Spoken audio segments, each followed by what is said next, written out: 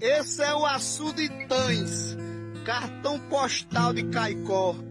E vê-lo assim, rachando a lama, uma cena de dar dó. É mesmo que uma facada no peito do seridó.